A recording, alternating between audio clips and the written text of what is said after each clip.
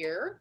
And if you want to drop in the chat, kind of like we normally do, where you are, what you're doing these days, what you're teaching or supervising. I know some of you are repeat attenders, so if you don't mind reminding us. My name is Meredith White. I teach Spanish just outside of Atlanta, teaching Spanish 1 and 2. We finish Wednesday. This is, Chris, you are session, let me think. Hold on, math is hard. 40 of 44. So we're winding up. We're just like right at the end of this, which is the end of the school year, which means, oh my God. So yeah, you've got a fellow New Yorker in there too. Tori's in Salamanca. I just saw her name like pop up, but I know she's in there. I'm sure that's what she said. So we've got California, DC. We've got kind of all over the map here. So, Chris, if people aren't familiar with, I'm going to pop in your Instagram. I'm going to pop in that Spotify link that you sent me. So a bunch of things in the chat, but if they're not familiar with your work and your Instagram and your other things and your content, if you could, I'm going to let Andrea in, and then I'm going to turn off the waiting room. So tell us where you are these days and what you're up to. All righty. Hola, hola. My name is Chris Rogers. I teach, I'm all over the place this year. So let me explain why I'm all over the place this year, because when I say like what my position is, most people are like, oh my gosh. But when I give the context of my position, then it makes sense. So I teach in Schenectady, New York. It's just outside of Albany, the capital of New York. It's a crappy little town, but you know, it is what it is. So in the school district that I teach in, COVID hit us hard. And so COVID hit us hard financially. So my school district, they didn't know what they were going to do. So since they didn't know what they were going to do with COVID and everything, and there was a budget crisis, they thought that it was muy inteligente to lay off 106 instructional staff. Que barbaridad, right? So because of that, my position was supposed to be teaching Spanish 7 and Spanish 8 this year. Now I am 100% virtual. I teach Spanish 7, Spanish 8, and Spanish 1. I teach 0.6 at a middle school, 0.4 at a high school, and I have 3 preps, and it is craziness. So yeah. So you're not busy at all. Everything's fine. You're not. You know, and then I also, because yo tengo una obsesión con dinero. Right? So I also run the culinary after school program, which sounds fancy, but all it is I'm 23. So what happened was we were doing this after school program, and I'm like, $35 an hour to be on the computer for 2 hours? Heck yeah. And then they told me we need somebody to do the cooking lessons. And I said, I'll do the cooking lessons. And this was my mindset, okay? I live by myself. I'm 23. I hate grocery shopping. The school district will buy my groceries, have me cook with them, and I'm getting paid to do it. And so it was a no-brainer. So, so I also run the cooking program at my after-school program. So students have seen almost every part of my house except for my bedroom and my bathroom. Amazing. Because I have classes in my kitchen, classes in my laundry room office, and then sometimes I have classes in my living room because I like to show off my tapestry that says "Respect the Drip, Karen." So yeah. Like, Profe, where are we today? We're over here, and now we're over here, and now that's so funny. What room shall we lounge in? Probably the kitchen. That's so fun. I had a girl who her mic doesn't work. She has neither a mic nor a camera, like on whatever device. And like, you know how the kids are like, I don't have a mic, but you can see a little mic, like, you know, they do on Zoom. Hers legitimately has nothing next to it. She is on the call, but she is not, like, you're not going to hear or see her. And so she's so funny. So she would type in the chat, and anytime she'd get on the call like 30 minutes prior. There was a week that because of a colleague, I was quarantined for like the whole week. And so I was teaching from home. And so I just had her like sitting on my counter, and I was like, Brianna, what are we gonna make today? Like, so she's been all around my house. I'm like, let me set you down for a second. Like, and I'm watching the chat. Are you doing laundry? Yes, your class has not started yet. I'm throwing a load of clothes in. Like, That's I'm home. funny. Like, so it was just her, but I've never heard her voice, seen her face. No idea who this kid is. Yeah. My fourth period class, that's the class right before lunch. And so in this class, they have seen me do everything in my Instapot. Yeah, absolutely.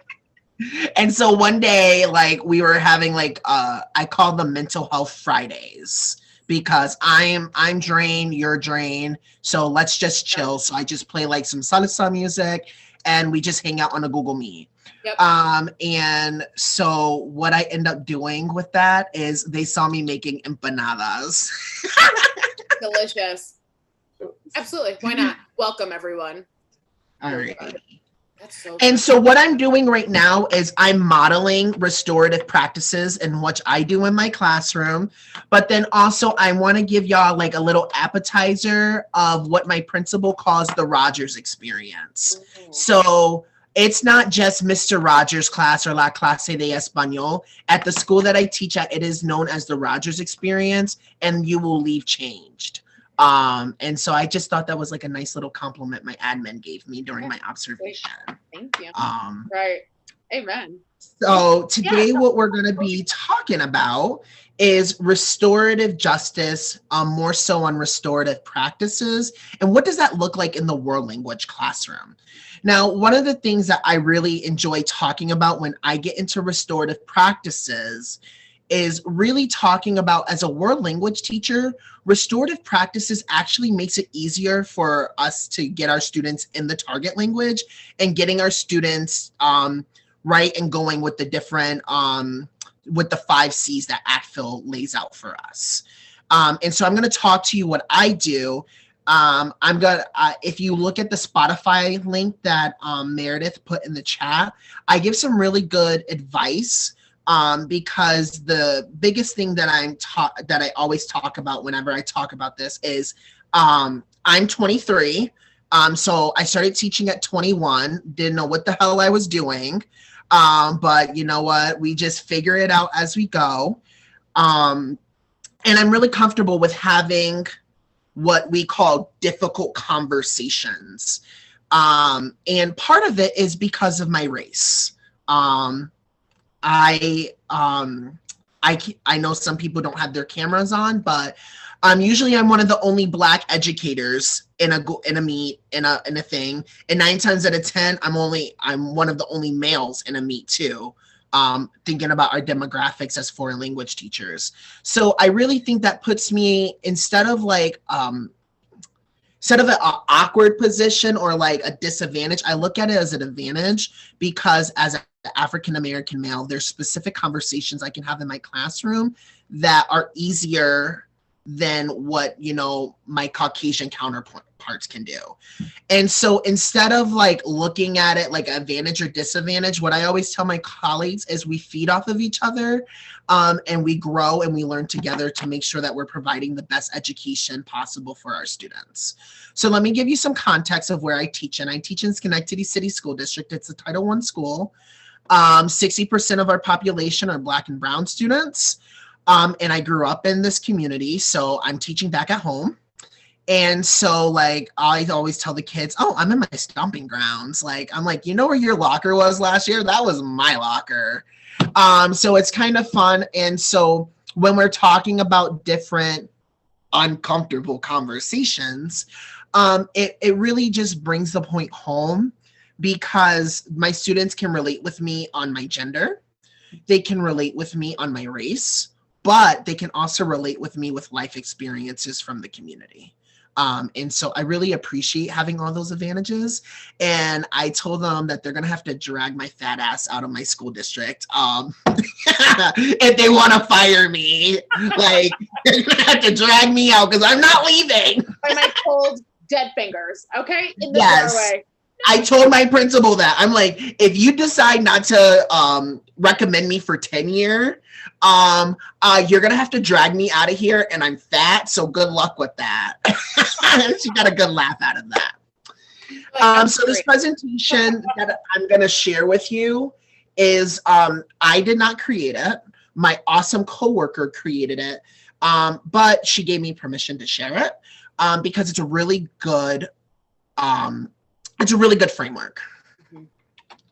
So can everybody see my screen? Awesome sauce. Okay. So my first thing, and I'm going to ask everybody in the question, I'm not going to play this video, but I will put the link in the chat. If you've been in education for a while, you've probably seen this video. It's a powerful video. It's by Rita Pearson, and she talks about every child needing a superhero. And I really like this video, and I put it in the chat for y'all because it's powerful.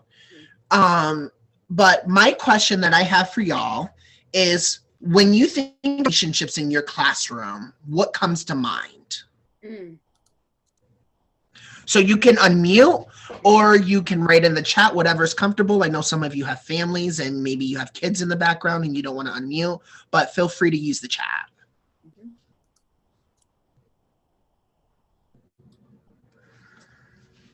I was going to say for mine too, just thinking about this year, as anybody unmutes or puts in the chat or anything, I think of laughter. And I think that's why this year's been really, one way that this year has been really depressing is it's just like, there's just no laughter. Like, to me, that laughter, that joy, that I think of those relationships, like we're enjoying being in each other's company. And this year that's been really hard to feel, like hard to manifest. Mm-hmm. I love how somebody said building trust. Now I'm going to add in, what does building trust look like in your classroom?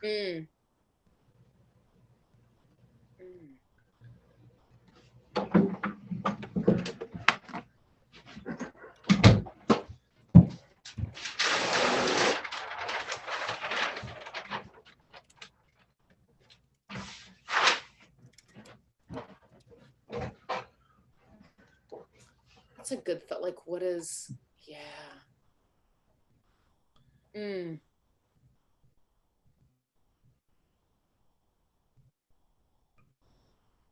Yeah, Steph, I agree. Taking care of each other, right? Like looking, like keeping an eye out, you know. I agree with both of those. And I recently had a situation where I was standing on a chair in my classroom and fell on the floor. To my kids' credit, none of them laughed. That's great. I knew I was going down. It was terrible.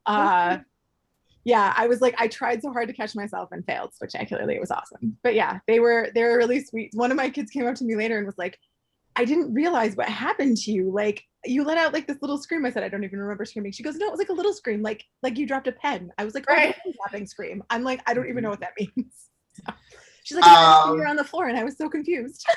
I'm huge on TikToks. Like, they're my favorite. And so there's this one sound. I don't know if y'all are familiar with Hip Hop Harry. So there's this one sound where it's like, go, go, go, go. Who's next? Where's my phone? I don't even know where my phone is. Maybe later. So when we were talking about irregular verbs in Spanish 1, when we were talking about tango, ha, go, sal, go, I started playing that song. And so again, this is my ceiling right here. You can't really see it, but right here. So I'm on my chair dancing, and I fall and hit my head on the other wall. Thank God they were freshmen. Oh my God. Yeah, it's okay. And I wasn't in the school building, so I couldn't file for workers' comp. Dang it. Go, go, go. Yeah. He went, okay? So the biggest thing that I want to bring out is that building trust and building community, that is our main job, right? Connecting with our students, because one of the things that Rita Pearson brings out is that if there is no relationships, if they don't trust you enough, then they're not going to do work for you, right? And so relationships is the cornerstone of a successful classroom. And that is what restorative practices is based on. So in my class, what I do on the first week is I find different music because I love music.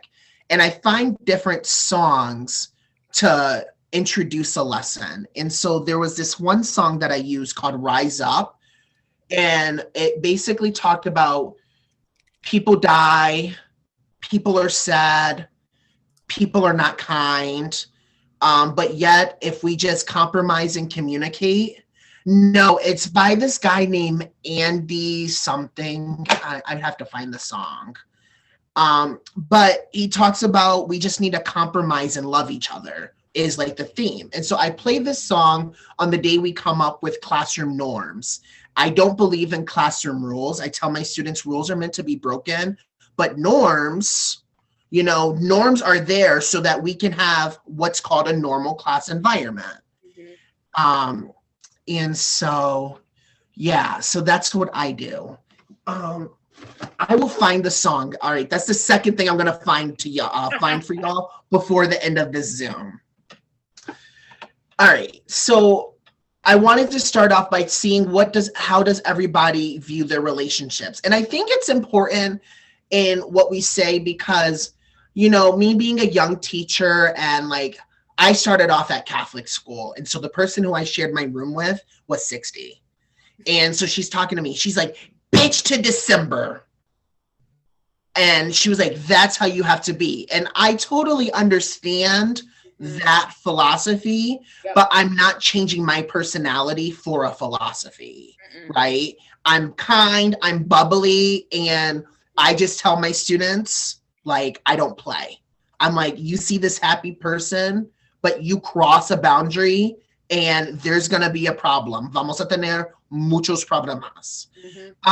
And so that's just something important to me is that when we're thinking about this, I'm not going to change who I am. I'm not going to change who I am for admin. I'm not going to change who I am for my coworkers. And I'm damn sure not going to change myself for 12 and 13-year-olds. Absolutely not. And so with that being said, relationships is what helps me thrive. And even though I teach fully virtually, I can say I have a relationship with 85% of my students. Absolutely. I just mentioned in the chat sort of the same thing. I think that's one part that's been really disconcerting this year is exactly that you can get so many great relationships virtually. And then I've got face-to-face students that I'm like, crickets. Mm-hmm. And that's so weird to me because you think my expectation would have been like, this is going to be kind of hard virtually to like really get to know them. But like the face-to-face, like that's my jam. Good morning, buenos dias, hola Cris, that kind of thing, whatever, nothing. Like, yeah. Crickets. And then with some Zoomy, like the roomies, they could take or leave the whole experience. Maybe it seems, that's the story that I've created in my head. And the Zoomies, I'm like, hi. And we're all like, good morning. Da-da-da-da. Isn't that weird? Like super weird. I agree with that. And one of the things that I've said is, and I made this known because in our professional development at the beginning of the year, when we were trying to like grapple with we're virtual, they're like, well, how are we going to enforce rules? How are we going to do this? How are we going to do that? And I'm just like, so we don't have a camera policy in my school district because of equity, because a lot of our students live in poverty. Right. And they were like, well, how are we going to do this? How are we going to do that? I'm like, what are you talking about? So I got pissed off. This was like a few weeks into the school year. I got really pissed off in a meeting. And so literally I unmuted and I slammed my hand down on my desk and I said, we're in their houses. Right. This is their safe space. If it's a safe space.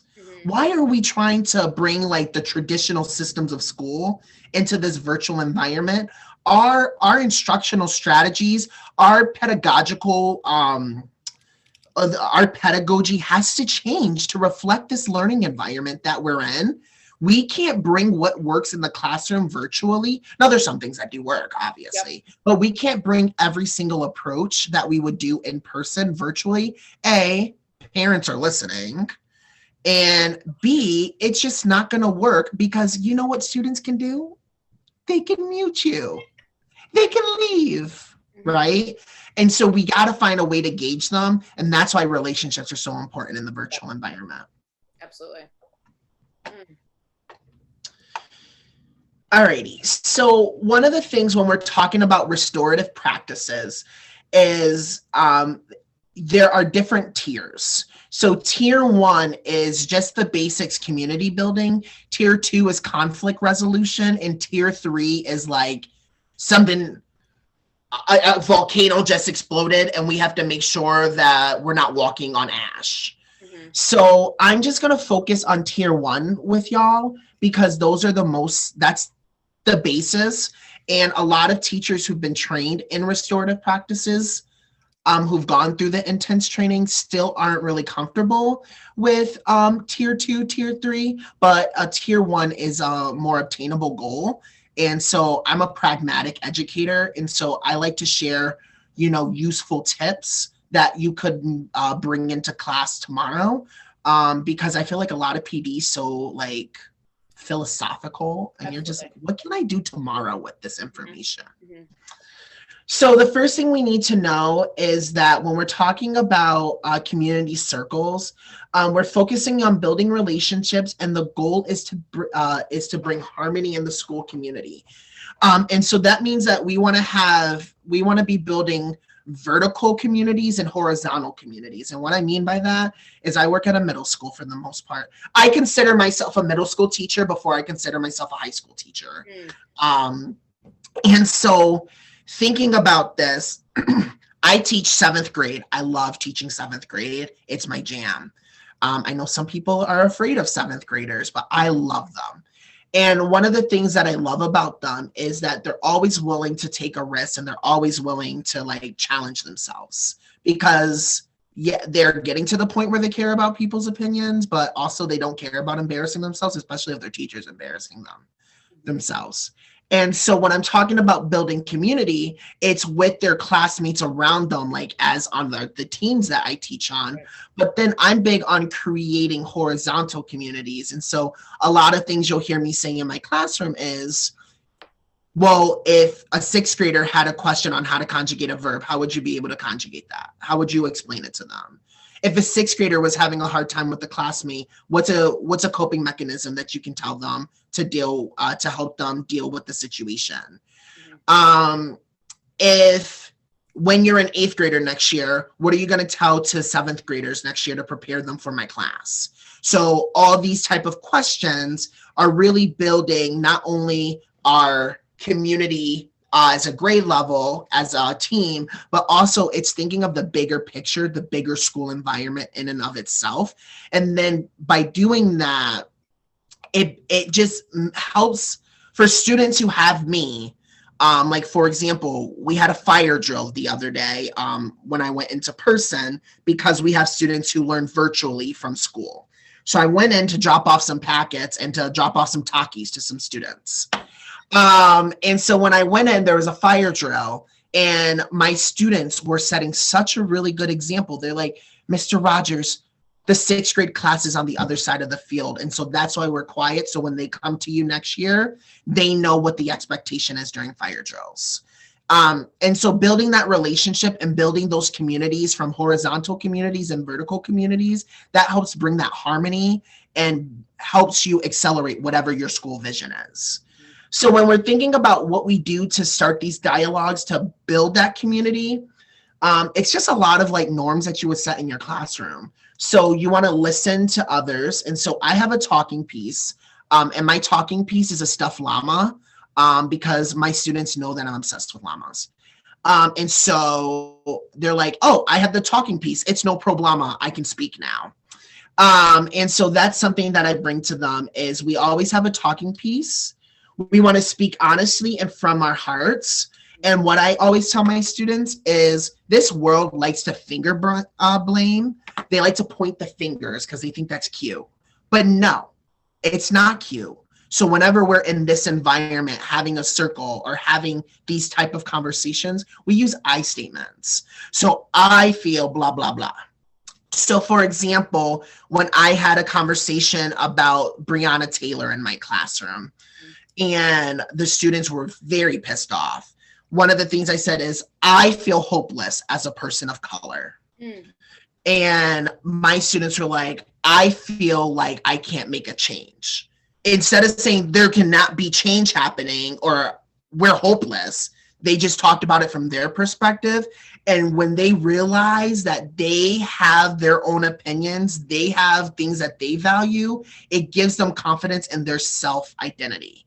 All right. So when we think about it from a developmentally appropriate standpoint, by really enforcing these I statements, it's really helping them find their true voice. And if we can have them go and find that true voice before they get to high school, we're really setting them up for a success.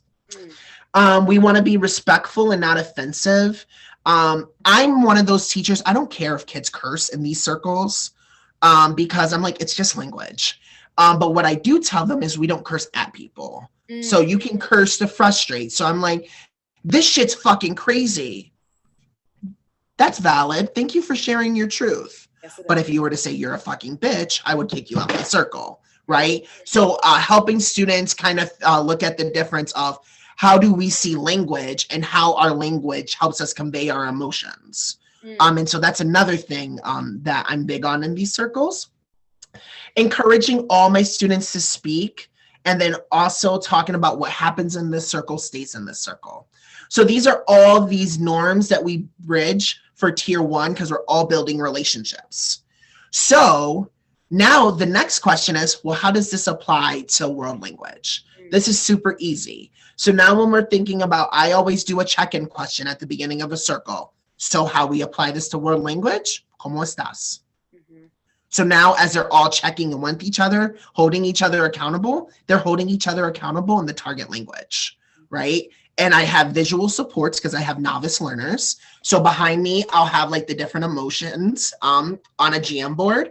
And so then they can unmute and they can use that visual reference to stay in the target language. So it's building relationships, but it's also keeping them accountable for the target language so that we're not like separating.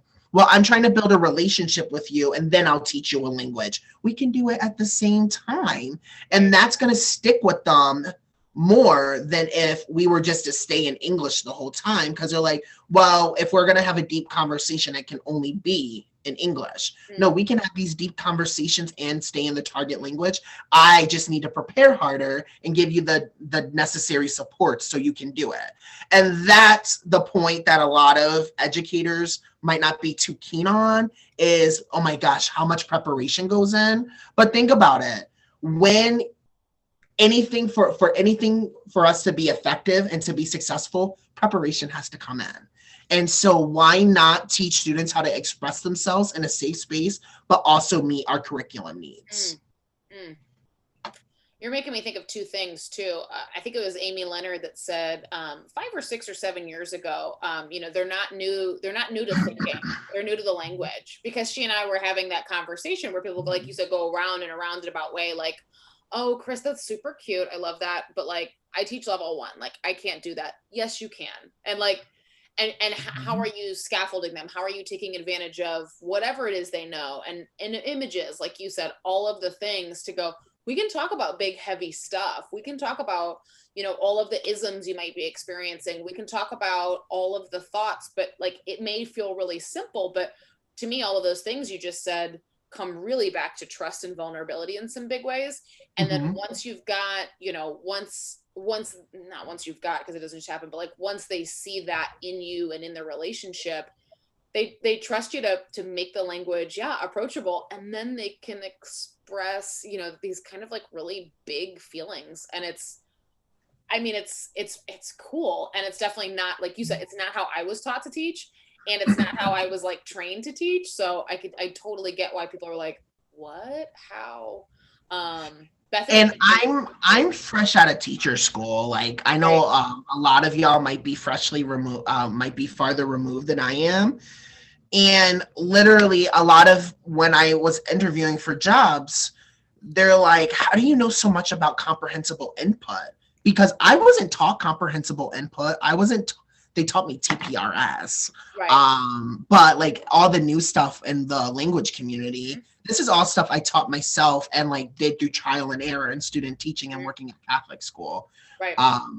So like a lot of the stuff, again, we're not necessarily taught in our preparation, but that experience and then us wanting to make sure that if we are teaching the way that we learned 15, 10, 20 years ago, how's that preparing the new generations? Because you're just repeating like everything, like it's just one big cycle. We need to make sure our instruction and our strategies are reflecting the new things happening in our students' lives. Yep. And easier said than done. Because, you know, say if you're teaching for 10 years and you might have a binder for each unit and you're like, well, it's the third week of this unit. I'm pulling out this page.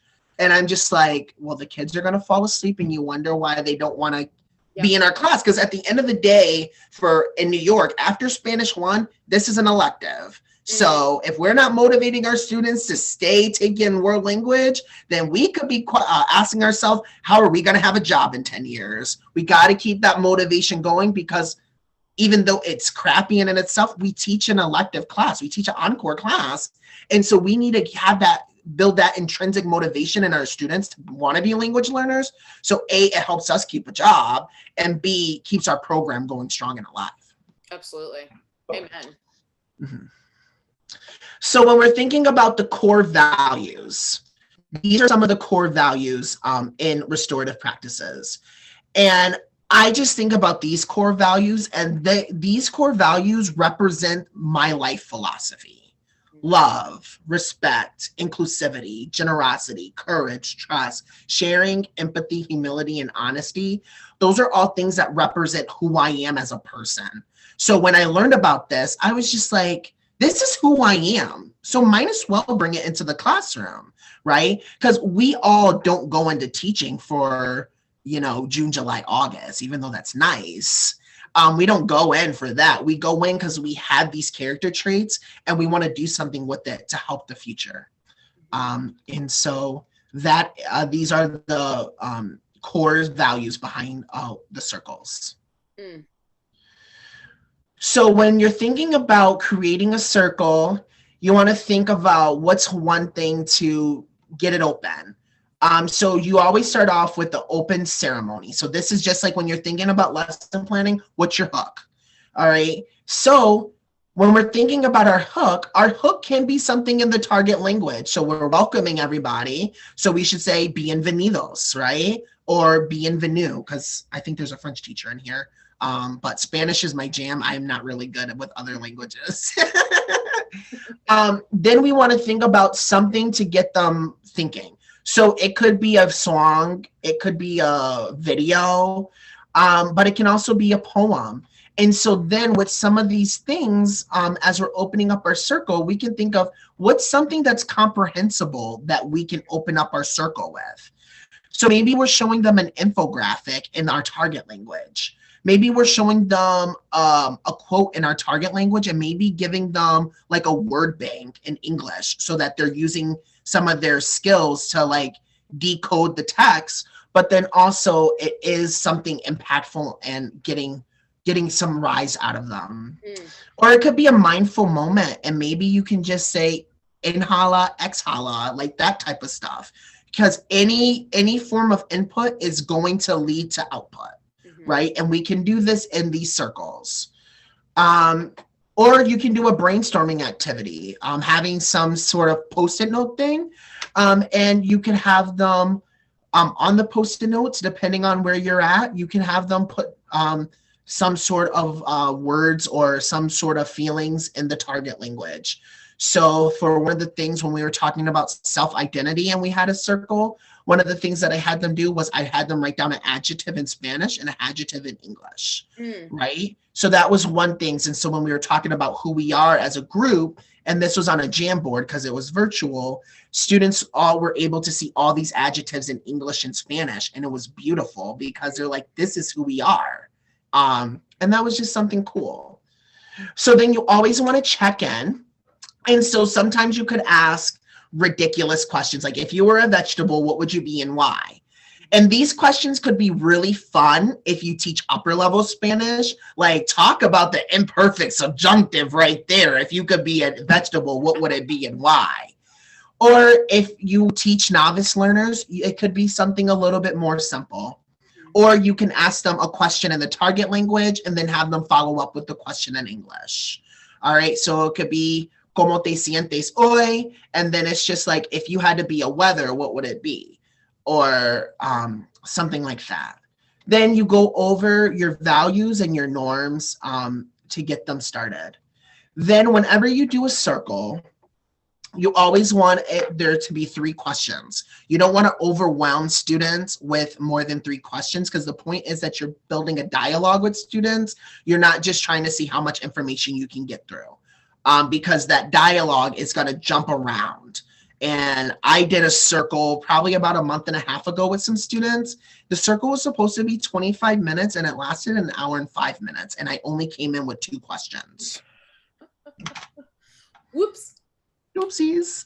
I sent the emails to teachers. I'm like, these students are late because our conversation went long and I wasn't stopping it because they needed a safe space. Right. And like the one teacher tried to bitch me out because I'm new to my school and they're like, you can't do this. And so I CC'd the principal on there and the principal bitched them out. Right. Good. Because I did.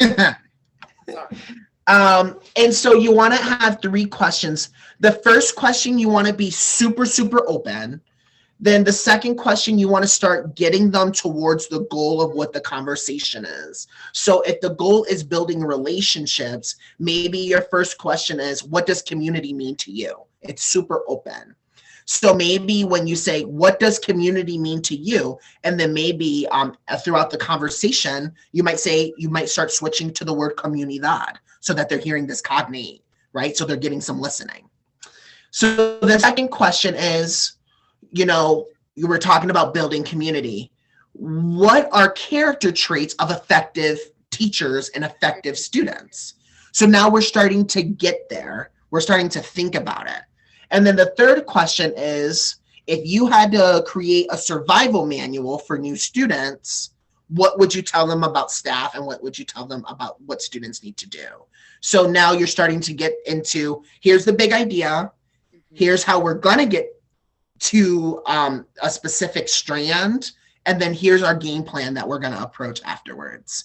And all this stuff can be done in Spanglish, and Spanglish is my best friend, right? So when we look at these community circles, they're not just, oh, we're doing a circle and it's taking away a day from instruction. You infuse your instruction in there. Just how Socratic circles and jigsaw and all those, constructivism models exist, that we can bring restorative practices into those constructivist models so that we are building the relationship and students are also getting something related to our curriculum out of it. And then at the end, you do some sort of checkout so you can review feelings. And so again, you can harp on emotions in the target language. And then closing ceremony is just something where it's particular to the conversation you had with the group of students. So it's memorable for them, right? Because we want to help them create specific memories. I'm seeing 2 parallels here too. Like there's parallels with like lesson planning when you're looking at like I do, we do, you do, which also follows like in, together, out, so it's like you said, like hook it, like do a little interpretive, now like let's like back and forth a little bit, now let's do it, like let's respond in a way. And then it's also following those higher, like what's the word I'm looking for, like the gradual increase of thinking level, like you said, what, like that with the first question, second question, third question, like it all makes sense in what we know to be true just pedagogically. So it's not like you said, it's not like I was listening to Liam Printer's podcast the other day, and he said in one episode about like TPRS and CI and all these different things, how so many people think like, oh, that was nice, now let's go back to real instruction. Like, you know what I mean? Like we did that for a day and now let's go back to, like, they can't quite make the leap to realize that things like community circle is real instruction. Like you said, like, this isn't like a special separate thing. It's embedded in it. And one of the things, I love the point that you say, oh, it's not a special thing. And if you make it seem special, then you can scare kids that way. Absolutely. If you do that. So for example, my teacher bestie, Lord, we love her. But she was trying circles out and she failed miserably. And she tells this story all the time. And so the kids, she had this one kid, and now I have her in my high school class. And the one kid, she saw that the room was set up in a circle, and she literally said, "Nah, miss, I'm fucking out this bitch." And she walked out and went to her mom because her mom is the secretary. Amazing. And I said, why did she have that reaction? She's just like, I only went to circles when I was doing conflict resolution, and I didn't make it as a absolutely. And boom. So if this is your culture in your class, students know that circles are just a part of it. Just how students know that we're going to be speaking. Right. Students know, like in my class, they know they're going to do a virtual dictionary every unit. You know, it's just a part of who you are as a teacher. And so then now you're not dealing with that, you know, the kickback of like, oh, students associating a circle to something bad. Right. Because it's a part of their classroom culture. Okay. So this is particular to my school, but I want us to think about, so when you're doing these types of circles and you're doing all this, what are some circle themes that you could see you implementing into your school community? For mine, there's a lot of mistrust with teachers in the community. And so a lot of us is community building because parents don't trust our school. They just don't. And I understand why, because we have a high turnover of administration. So it's always a new administration every other year. And so parents just don't trust our school. And so we're always trying to build relationships, meaningful relationships with staff and students so that it translates with our parents.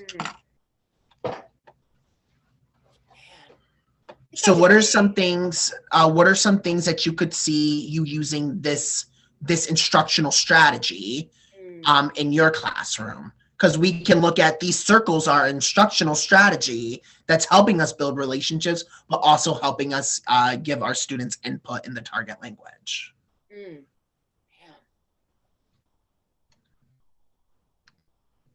I have to think about this for a sec.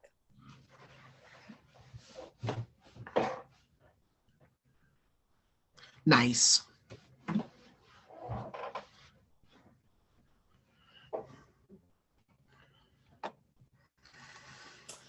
I think, like you said, I think it goes back to trust. Like, I know we still have a long way to go in my school about like transparent grading, even though like a lot of us are super transparent. It's still like, I mean, you're still hearing about, there's not a lot of trust there with a lot of kids, especially kids that aren't in like honors or gifted. It's that thing where like, oh, I turned in a bunch of work 2 weeks ago, it's still not graded. Or like, I mean, we have people like last week who didn't have any grades in the grade book for quarter 4. Like, we're ending Wednesday. How are they're a senior, you know? I think there's a lot of, I think that we need some strategy, like we need to be having this conversation as a school of like improving that relationship, because our honors and gifted kids, I think, are treated differently and better. And they're in classes with like, you know, they're just, I don't know, I think they're getting a more transparent, equitable school experience within like their class, but then others are like, you know, have no idea how they're progressing, et cetera, if that makes sense. I agree with that. And one of the things that in our school, we have a lot of problems where teachers are afraid of students. I'm like, how do I get afraid of like 13 and 14 year olds? But anyways, I just asked that to myself, and then I just stay quiet.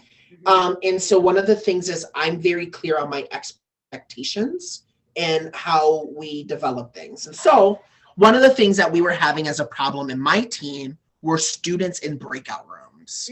Students were causing problems in breakout rooms and then starting social media fights. And I'm just like, are you kidding me? And so what I did, and I'm going to try to change my thing. So let's see how well this works, because my lighting might not be good. Oh, and now you can't see that all the way. Yummy. Okay.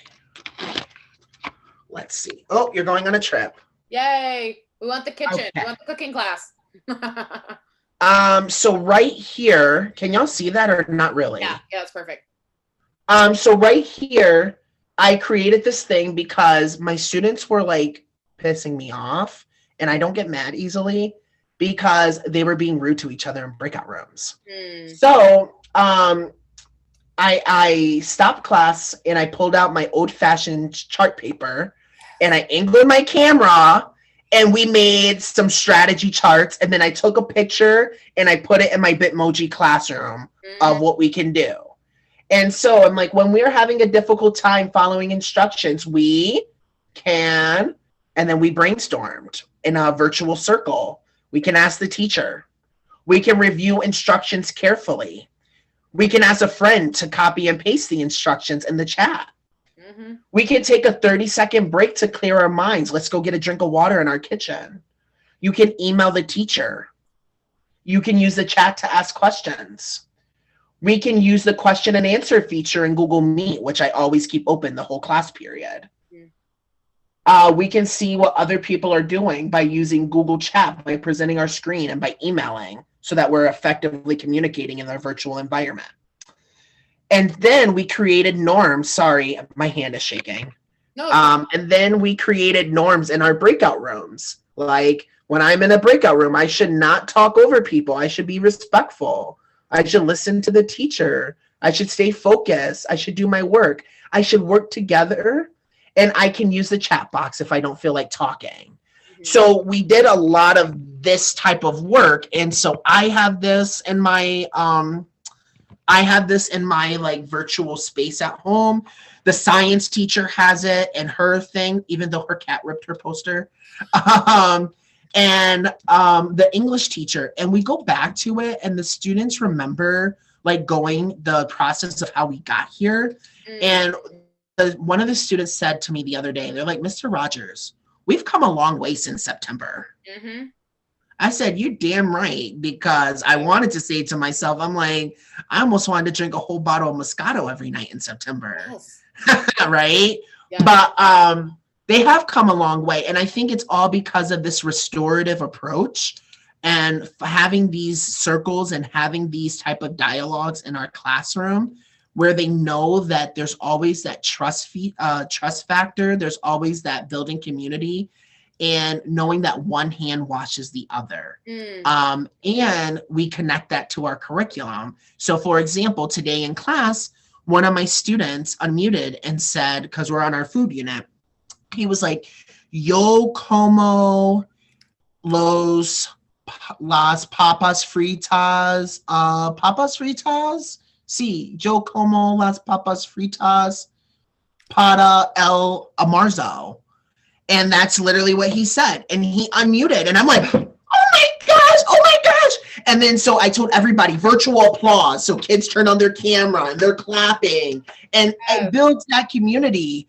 And like he said, I'm super proud of myself for being able to speak Spanish.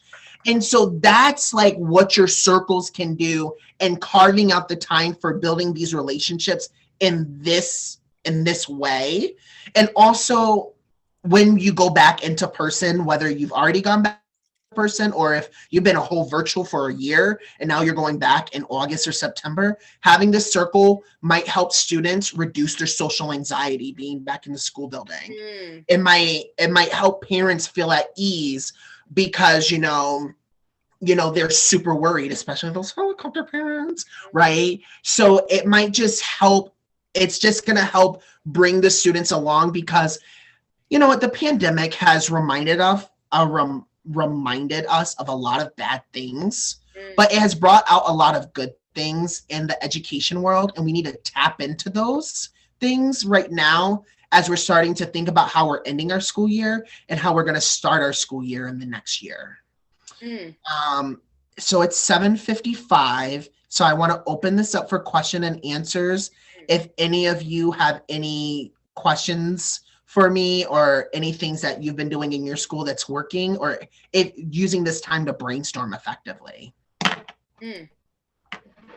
Andrea, you should also be able to unmute if you wanted to share what you had said, but no pressure. I was just reading your comment and hadn't even thought about that because we do so much same, like in our little homeroom, whatever, that I'm like, oh yeah, we could have used some of those same activities. Like that didn't even occur to me. I had to double dip.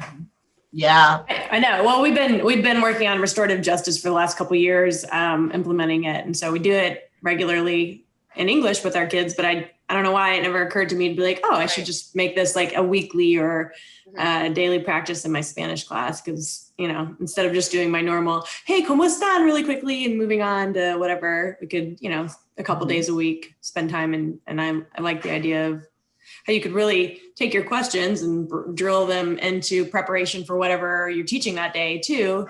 As getting hook and buy-in and seeing what they already know. And this can also be really good for cultural lessons. So right now, my 8th graders, we're finishing up Deporte. So they're doing a reading on the Aztec game Pelota. And so we just watched a scene from El Dorado where they were playing the game, and we were watching it. And so we did a virtual circle, like, why are games an integral part of building community in different cultures? What games do we have in our community that bridge the community together? And those were different questions that I was able to do in a circle with my students around this indigenous game that existed in the Aztec community. And the students have been really interested, and they were also, and then I told them, if you were to say something, you need to pull textual evidence from and they're pulling out quotes from the text. They're like, well, in the second paragraph in the third sentence. And I'm like, oh, yes. So those are just different ways that you can also bring out these circles. Socratic seminars have been around forever. These restorative practices, really all it is it's a Socratic seminar. In my opinion, it's a Socratic seminar with an extra focus on relationships instead of curriculum. I feel like Socratic circles focus more on the academic perspective, and it doesn't focus in on the relationships. These restorative practices are basically a Socratic seminar with a heavier focus on building relationships and community. It's a great way of articulating that too. Like, it's still got content, but also, wow. Yeah. And I'm very big in getting our science and math teachers to do things because, they're always like, I'm a math teacher, I can't do that. Right. Well, you can use a circle, right? And you can talk about, who is this Pythagoras guy? Why was he important to the Greeks? And how do we apply this Pythagoras guy as we're learning math in modern day history? And how can we use Pythagorean theorem in our community, right? And like, that was an example of a circle I brought up for math teachers, and the math teacher ended up using it. So they can work in anything. My favorite thing, Christina's amazing. Amazing. One of the things that I told the math teacher, because they were talking about interest rates. And our school's focusing on anti-racism and decolonizing our curriculum. That's a huge 5-year focus. And so I said, you're talking about interest rates. Talk about redlining in the community. Literally, right. And talk about buying a house for Black and brown people is more difficult than for white people. And they had it. And our 7th graders are like, so will I be able to buy a house since I'm Black? And like having these great dialogues. And the math teacher's like, I've never seen so many students engage in math class. Right. And that's what these circles do. And they also work virtually. And I meant to say this earlier, but because these circles also work virtually, because a lot of teachers are like, well, my kids don't have their cameras on. My kids don't unmute. They just write in the chat. Using Jamboard, using Padlet, using those things, that helps you facilitate these virtual circles. And also, if we think about students who might have social anxiety, that gives them the outlet because they're at home. they can use the text to speak feature a lot of times, and they're able to speak that way. And so this is if we're thinking about how we're making our curriculum inclusive by doing our virtual circles, it can also really help our ELL students articulate with what they have to do, because I'm a huge advocate for our ELL students.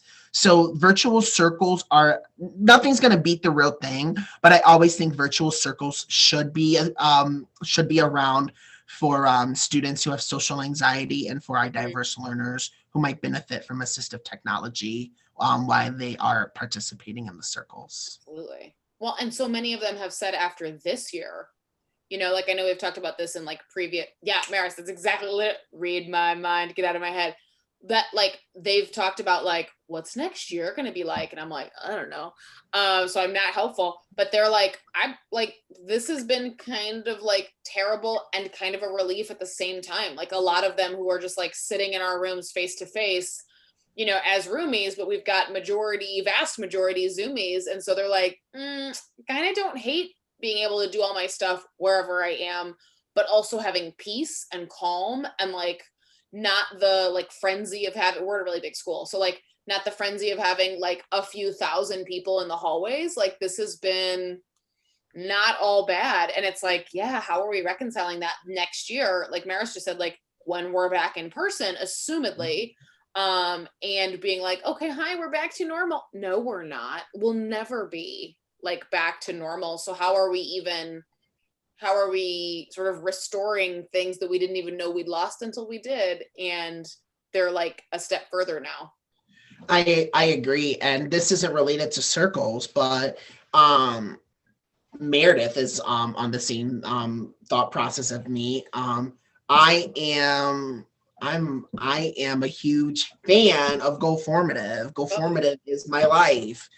And I'm just like, I've never given good feedback as well as I have this year. Seriously. And I'm going to use GoFormative for the rest of my career. Forever. Yes. Forever. Right? Or Pear Deck. I'm always going to use Pear Deck. Yeah. And how does this technology, our school was never thought about being one-to-one until COVID. Yeah. And so now we're like, oh my gosh, we're going one-to-one. And so now this is off topic, but everybody's like, I don't know what my classroom management's going to look like because I couldn't get the kids off their cell phones. And now we have these tablets and these computers.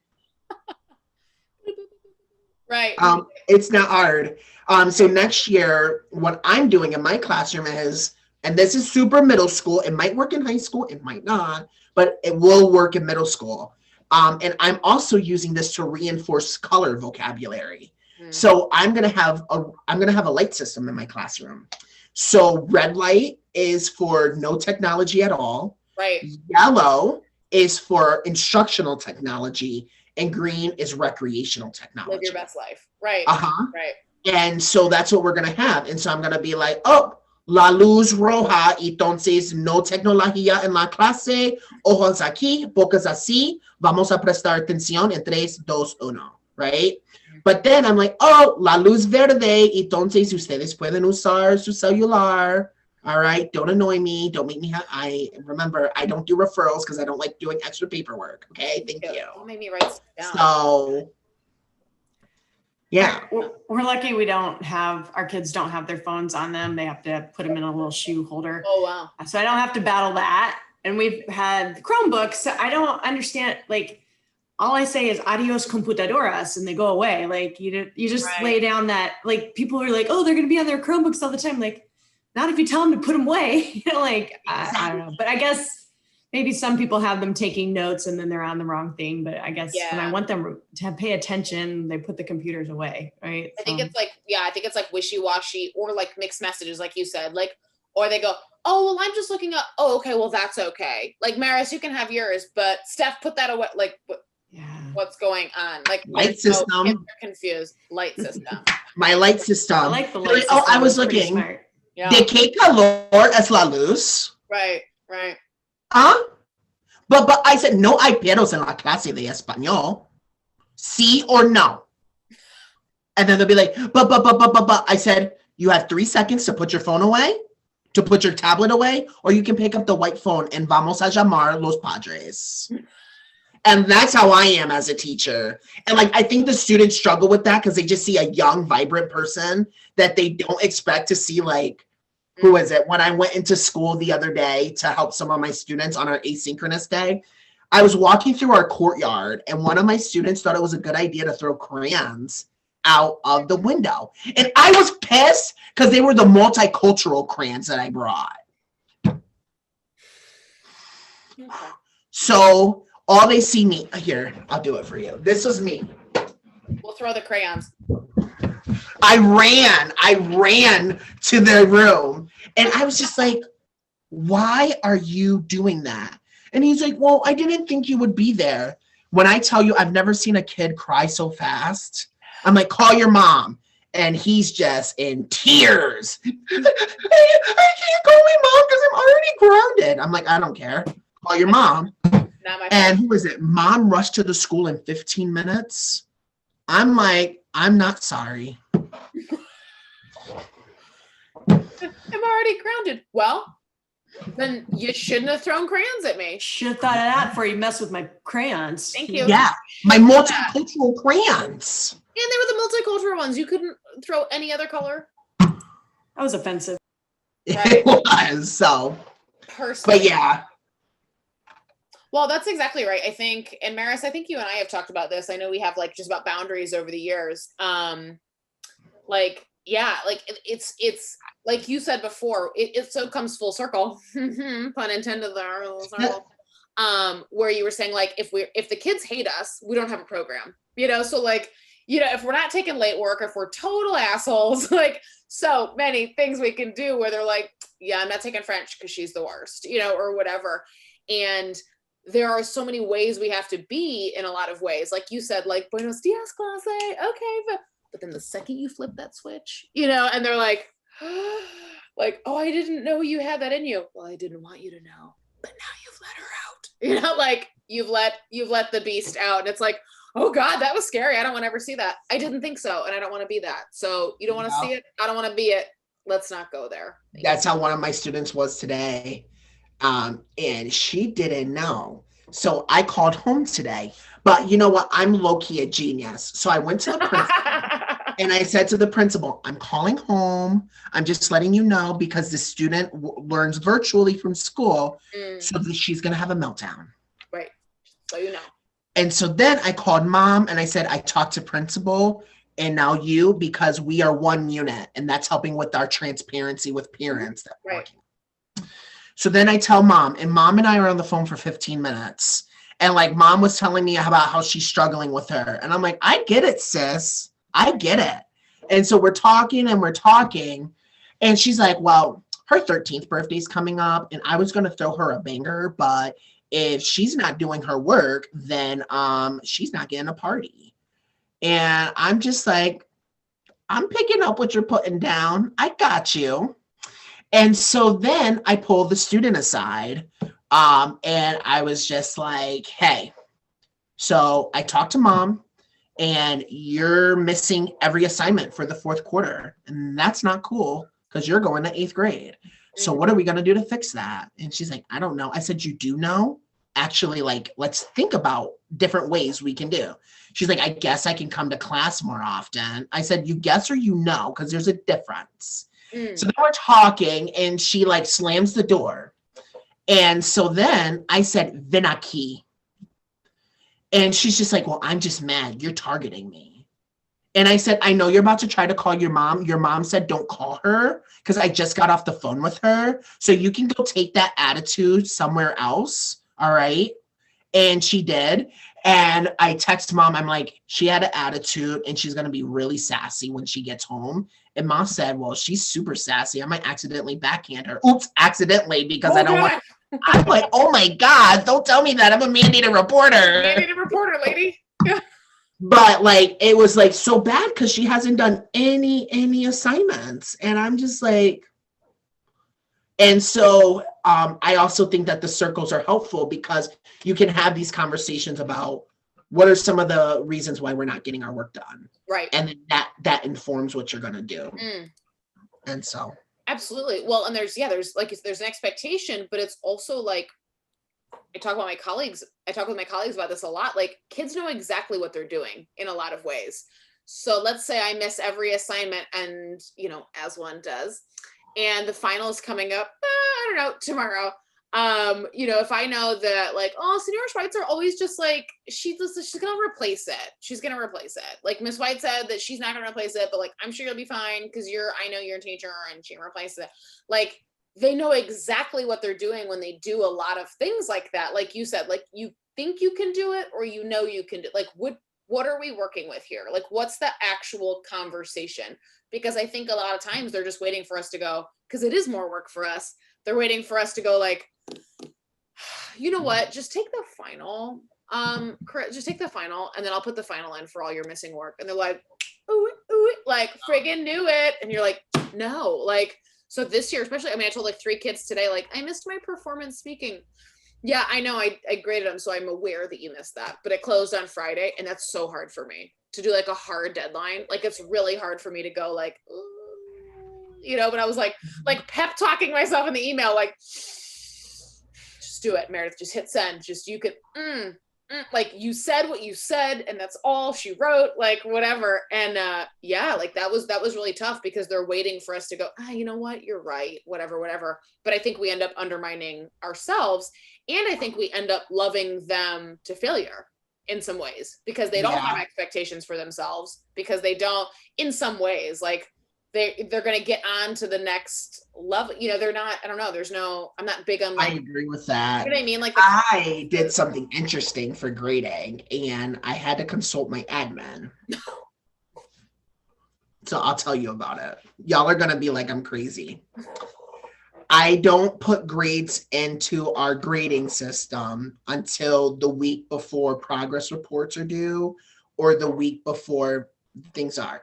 But my grades are in on Google Classroom. And on Google Classroom, I have a red siren near assignments that could be in the grade book. So why do I do this?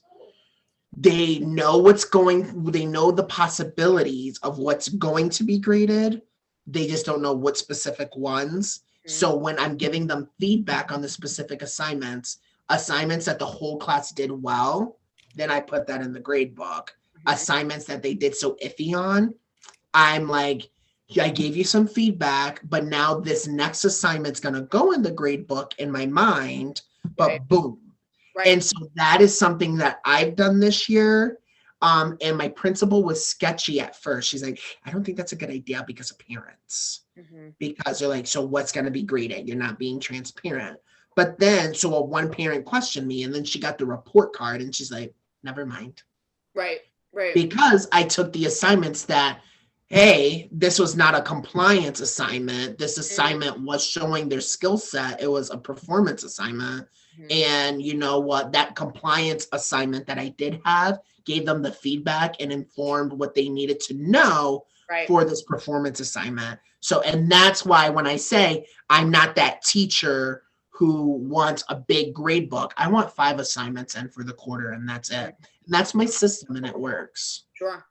Well, absolutely. Like, it's like, whatever, I think part of, you know, restorative justice in a lot of ways is restoring that trust in school to not be a gotcha, and to not be, and so it's like, whatever your system is that I think makes us feel good about holding them accountable. It's like the A word now. I'm like, ooh, accountable, because so many people make accountable a gotcha. Like, ooh, Tori didn't do that.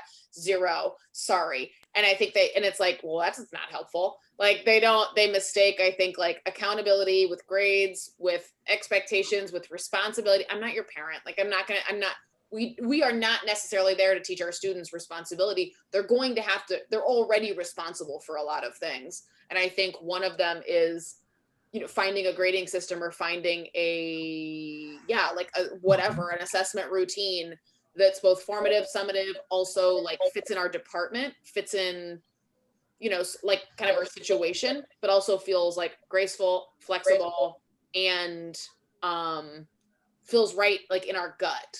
Because I want them to have to do stuff all, you know, every day. But to me, the key to restorative justice, the key point is the point of repair. Like, the idea of focus circles and building that community is that then when we have conflict, we can go and repair the damage. We're teaching each other that, like, if you do something to somebody else, you damaged a relationship. So how do you restore that? So in the idea of grading, like Meredith, you joined me last week, my PLC, we talked about how Emery Chase just recently put out something about, she accepts late work, and kids can retake anything, anytime, no questions asked kind of thing. And that's great. And I kind of go by that same thing. But if you did have a student who abused that completely all quarter and just expected you to do at the end, well, I think I'd have to pull that student aside and be like, look, you really, I normally do this for people who don't abuse it. And what you've done is abused it. So we need to talk about what's the logical consequence here and how are we going to repair this in the right way, that I'm not just going to give you a free pass, but I'd love to see you do some work and do something. So here's how, like, it's not just, so there's that key part of repairing damage. And if we have good community and good communication, we can do that.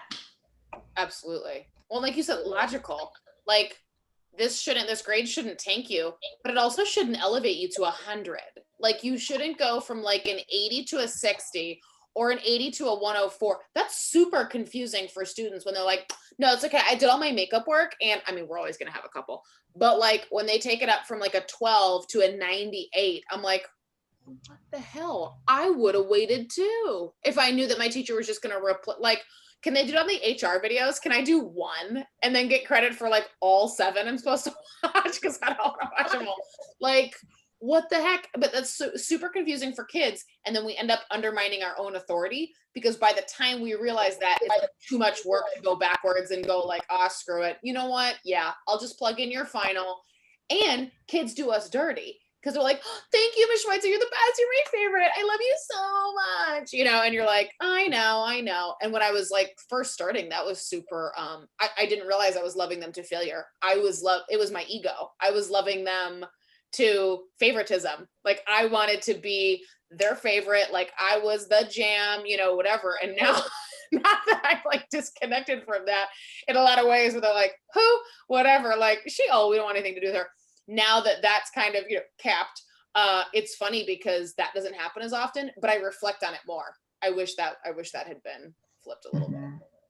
Yeah, I think that's like super important. And who is it? A lot of my coworkers are just like either one way or the other. Like they love to failure, or they're just like such a hard ass. Right. And I'm just like, there has to be that delicate balance in the middle, right? Because I think about it from me personally, I think about all the different factors and how your grade is the way it is. Right. And then we have those different conversations. So it's not just like, oh, well, you got all this work done. I'm going to be like, hey, you waited right to the last minute, but I know that, a lot was going on at home. I don't feel comfortable giving you a B because you don't necessarily deserve it. Because we're virtual, I know you use Google Translate, but I can feel comfortable giving you a C because I can see effort, right? And so like that's like something I've given them. And then Google Translate's a whole different conversation, because I am one of those teachers, and everybody in my department disagrees with me. I'm an advocate for translators. Yes, they can be so helpful. And I said, translation is a form of language input. Language input leads to language output. It's the rhetoric we use around translators that it makes the difference. So if you're always villainizing translators, then students are going to be like, he's a Google Translate. But if we're like, Google Translate helps me, and so like I'll share my screen and I go on Google Translate, go on Word Reference, I'm like, oh, so because of this and that, and then I do a model of how I use a translator, it has made a difference. And so now kids aren't like, I use Google Translate. They're like, yeah, I use Google Translate for this. I was like, absolutely.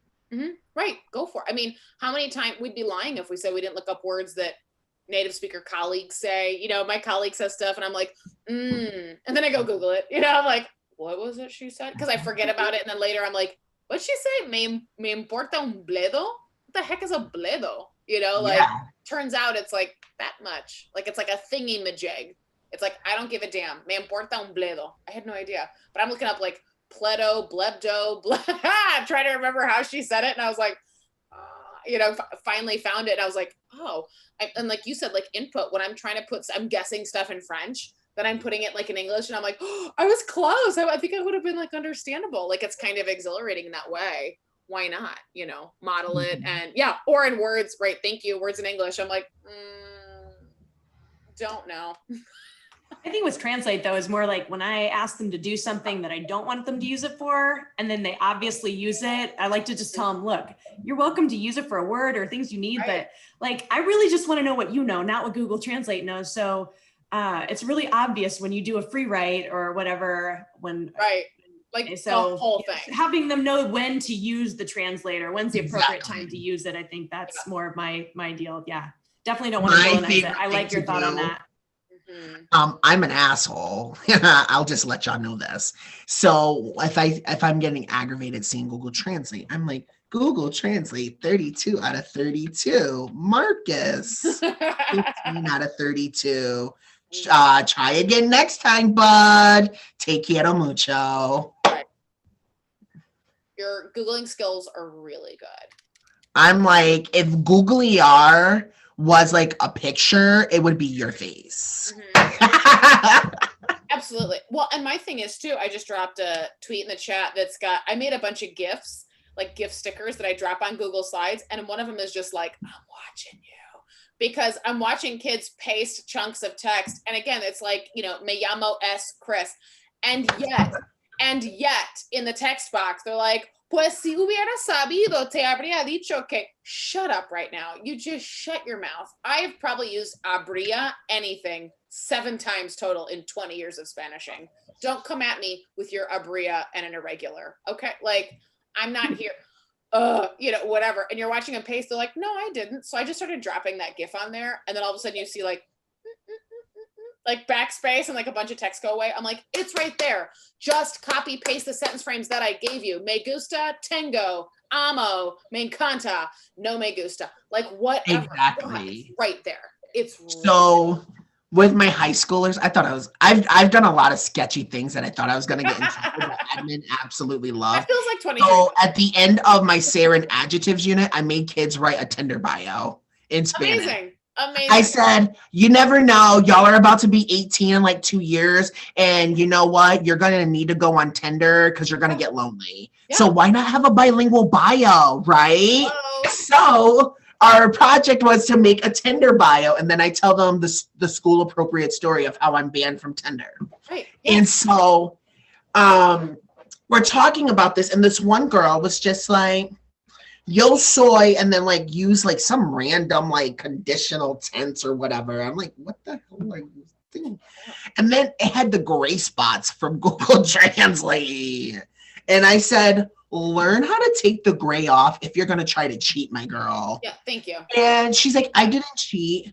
And I said, do I have the Xbox logo on my forehead? Because I'm not a game to be played. Right. Like, no. I'm like, what is going on? I'm stealing that. That's fantastic. Yeah, so. Absolutely. Cheat better. Could I be rude and share my screen? Yeah, so I can show you what my circle looked like today.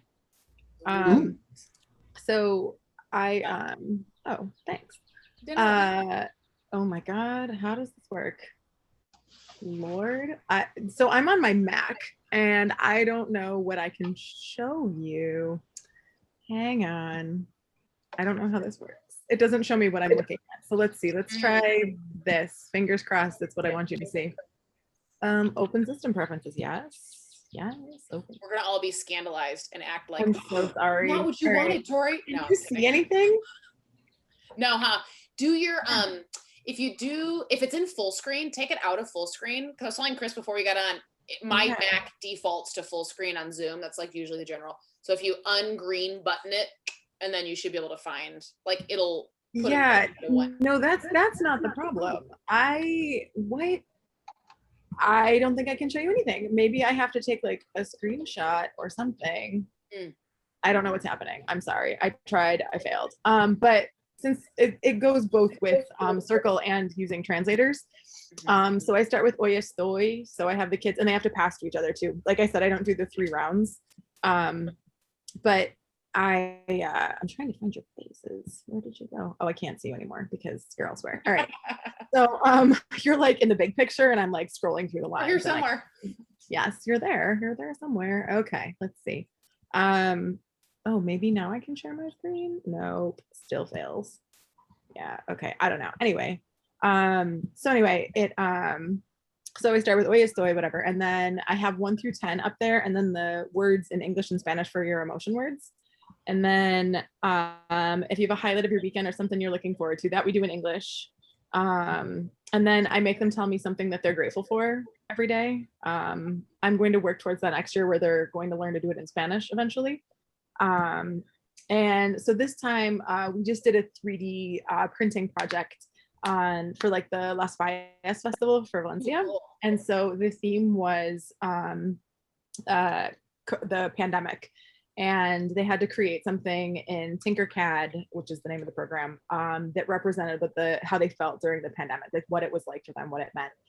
So we're pretty much done with the project. So today, our extra, I always call it the extra because that's the thing that changes, is mi falla tiene, and then you have to write something that it has. So one of my students did the coronavirus with a crown on. And so I was like, she had already said the sentence because I've done this a couple times because they all have multiple pieces. So, but her first time she's like, mi falla tiene. And I was like, oh, I hope she says it has a crown. And I was like, she goes, how do you say crown? I said, I'm so glad you asked. Anybody know how to say crown in Spanish? So like, no, I'm like, corona. And she was like, really? I'm like, yes, your corona has a corona. Amazing. Yeah, it was super fun. So today, and then at the end, it says yo paso a, and then they have to say another student's name, and ¿cómo estás hoy? Y ¿qué tiene tu falla? So they have practice with answering those questions, asking those questions. And one of my students today, she made a skateboard, and I was like, I was like, well, you can say it has wheels, and she's like, yeah, it has. Oh yeah, and I was like, I do not remember how to say the word wheels, and I was like, and then I was like, you know what? Go to SpanishDict.com. And she's like, what? I'm like, Spanish, D-I-C-T. She's like, I don't understand, like the letters, D-I-C-T.com. And this other kid across the room, he's like dictionary. I'm like, that is exactly like what it is. It just stops after the T. Right. I'm not about to be like SpanishDict.com. Yeah, I'm not going to say SpanishDict.com. Like, I made that mistake. Yeah. Every time. Right. And so she pulled it up and I said, okay, type in wheels. And like the first 6 entries are coche, because it's like slang for your car. Yes. So I was telling her, I was like, no, keep scrolling, keep scrolling, keep scrolling, keep scrolling, keep scrolling. And it's like, las ruedas. I said, that's it. Tiene ruedas. So anyway, I did that today. And that's the first time I've really like let them use Google Translate. Or it's not Google Translate, but a translator in class. But yeah, it's really cool. I really like doing that. And we have restorative justice training too. I'm sorry I can't show it to you, but Meredith, I can probably screenshot it and send it and you can share it to everybody. Absolutely. Yeah. Yeah, I love it. I can do that on my school computer because I'm much more adept at Zoom on my school computer. Right. Which is not a Mac. Yay, bye, Andrew. Well, we'll wrap up too because I know we're in the after party. So I also dropped a link for, let's see, it went, actually, no, wait, it was before. Oh, no, that was the tweet. And then Maris dropped in Samara Spielberg's gratitude journal, which is a really, really cool resource. And like she does, so I don't know if I'll put her Instagram on as well in the chat really quickly. If I can find it, there we go. She's Senorita Spielberg, but with the abbreviation like SRTA. So I'm gonna drop that in there. She's amazing. God, it's like everybody in New York. God, you guys are killing it. Wait, who else is in New York? Tori's in Salamanca, and then Samara, whose link we just dropped in, she's in New York City. So you guys, if you know any Spanish teachers in New York, Victoria, that are looking for a job, we have, I think, 3 Spanish openings in my district. Oh, wow. Awesome. Yeah. Wow. Okay. That's all. Dang. Yeah, I went to grad school in Albany. I have a master's from Albany Law School because, I was like, I'm going to be a lawyer. And then as one does. Not bad. Huh? I said, as one does, but it's like, I'm going to do another thing. Yeah. No, both of my parents are in education. Like there was no hope for me except to be an educator. And I'm so much happier. Corporate America is not my space.